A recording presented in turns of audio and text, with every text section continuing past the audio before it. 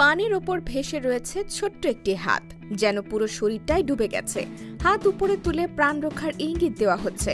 স্থানীয়রা ভেবেছিলেন মনে হয় কেউ নদীতে ডুবে গেছে, বাঁচানোর জন্য পানিতে ঝাঁপ দিতে যাচ্ছিলেন, কিন্তু তৎক্ষণাৎ সতর্ক হয়ে পড়লেন। এ কোনো মানুষের হাত নয়, বরং এটি কুমিরের পা। শিকার ধরার জন্য পানির ভেতর নিজের শরীর উল্টে দিয়ে ডুবে যাওয়ার অভিনয় করছে সে।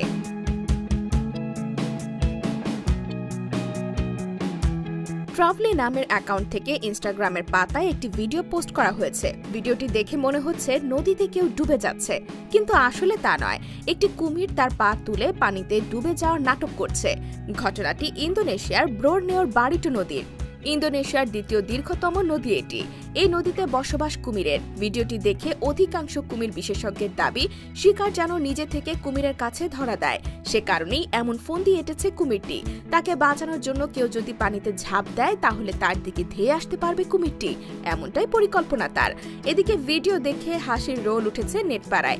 একজন লিখেছেন, এতদিন কুমিরের কান্না দেখেছি, এখন কুমিরের নাটকও দেখে নিলাম।